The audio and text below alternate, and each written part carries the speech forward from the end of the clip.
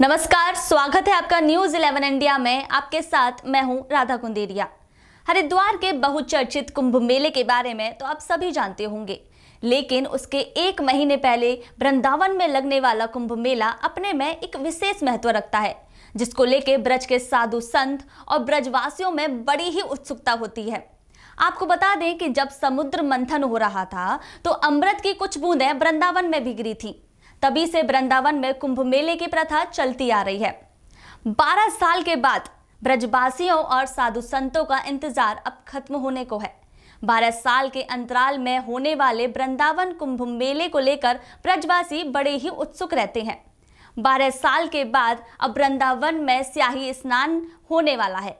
आपको बता दें कि वृंदावन में कुंभ बैठक 16 फरवरी से 25 मार्च तक रहेगी, जिसकी तैयारियां जोरों शोरों से चल रही हैं। हरिद्वार से पहले वृंदावन में लगने वाला यह कुंभ मेला अपने में एक विशेष महत्व रखता है, जिसमें देश के हर कोने से साधु संत और भक्तगण आते हैं।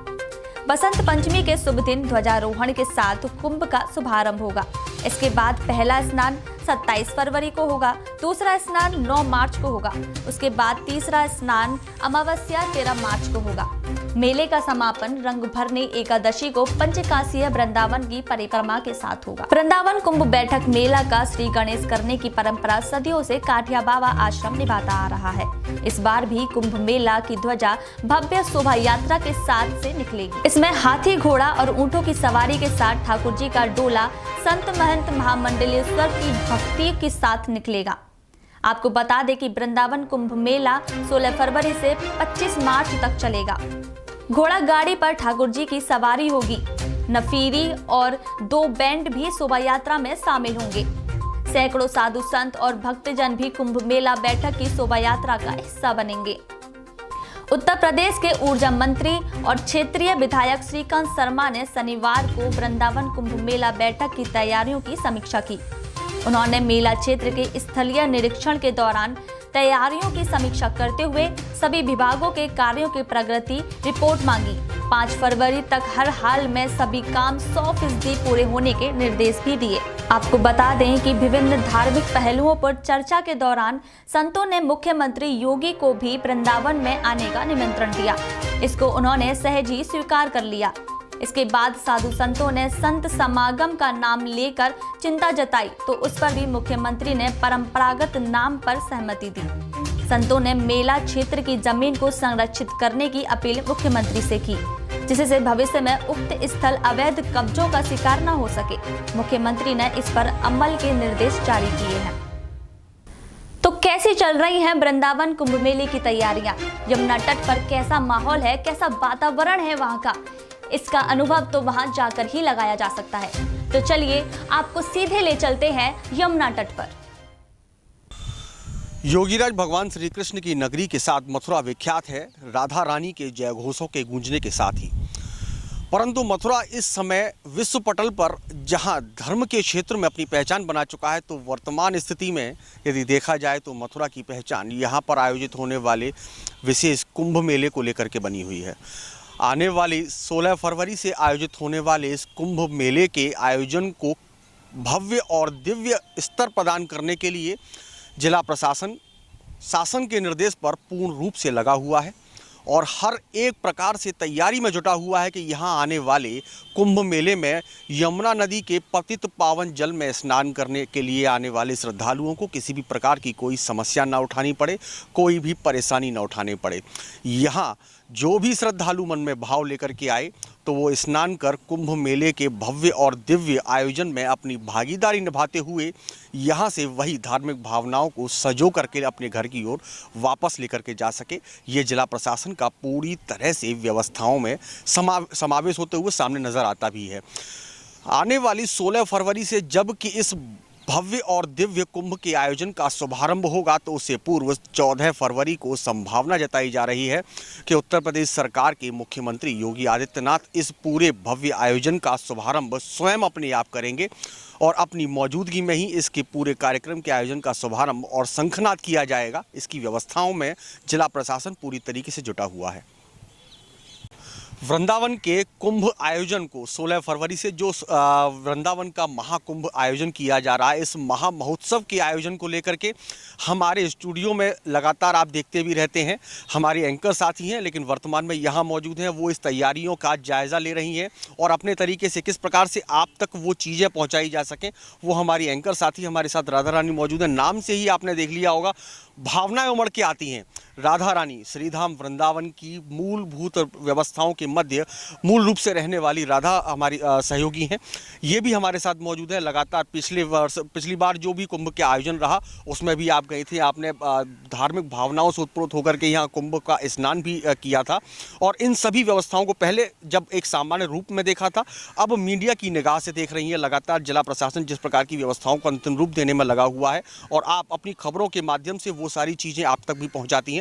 तो राधा से मैं मालूम करूंगा कि किस तरीके से वो लगातार देख रही हैं और आज भी उन्होंने देखा यहाँ पर तैयारियां की जा रही हैं धार्मिक व्यवस्थाओं के बीच में। धर्म के दृष्टिकोण के बाद में धर्मनगरी वृंदावन में जिस प्रकार का एक महा महोत्सव का आयोजन किया जा रहा है, इसे आप किस तरीके से अपने शब्दों में लेती हैं, हम इनसे भी बात करते हैं। जी राधा, क्या बताएंगी आप इस पूरी व्यवस्थाओं को लेकर के, क्या किया जा रहा है? जी, प्रशासन ने व्यवस्थाएं तो अपने स्तर पर काफ़ी अच्छी तरीके से प्रशासन लगा हुआ है, ज़ोर शोर से। वहीं ब्रजवासियों की बोली जाए तो ब्रजवासी काफ़ी समय से 12 साल, मान लीजिए 12 साल के अंतराल में ये मेला होता है। तो मेला जैसे कि अभी जब पहले मेरी दृष्टिगत जब हुआ था ये मेला, तब उस टाइम पे मैं बहुत छोटी थी। तो अब तब से 12 साल से मैं भी इंतज़ार कर रही थी कि कब। जब आपने जैसा बताया कि राधा साफ तौर पर बता रही है कि 12 साल पहले जब इस प्रकार का आयोजन वृंदावन में आयोजित हुआ था कुंभ मेले का, उस दौरान आप बहुत छोटी थी, अपने परिवारीजनों के साथ में यहाँ पर स्नान के लिए आई थी। तब एक मन में कौतूहल एक अलग था।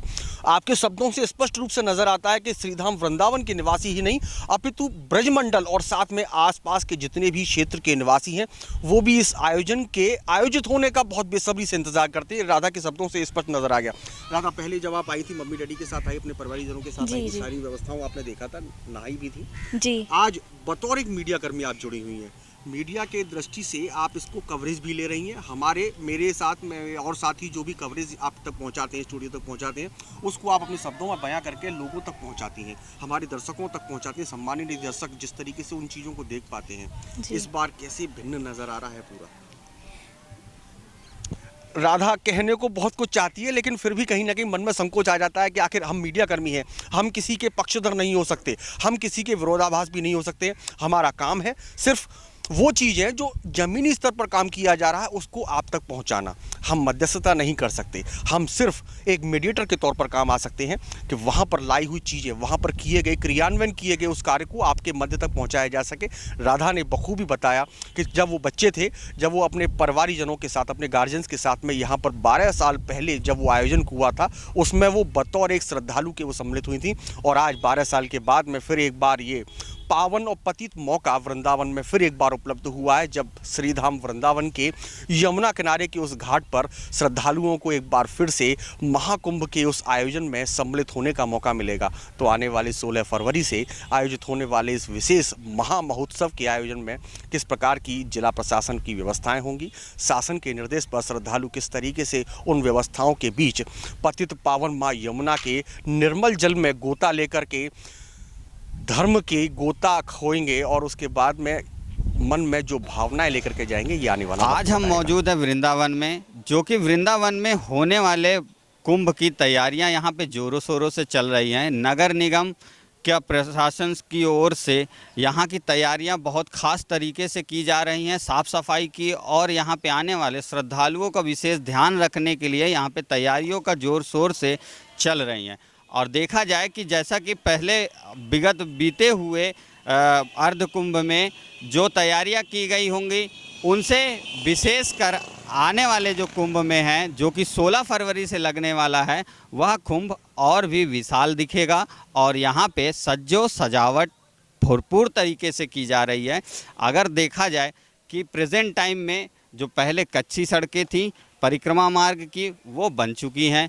नए घाटों का निर्माण किया गया है, जो दबे हुए घाट थे उन्हें ऊपर लाया गया, सौंदर्यीकरण किया गया और प्रशासन की ओर से इसे बेहद ध्यान दिया जा रहा है और आने वाले श्रद्धालुओं को बेहतर से बेहतर नज़ारे यहाँ पे देखने को मिलेंगी, जो कि भव्य शाही स्नान के साथ इसका शुरुआत होने वाली है।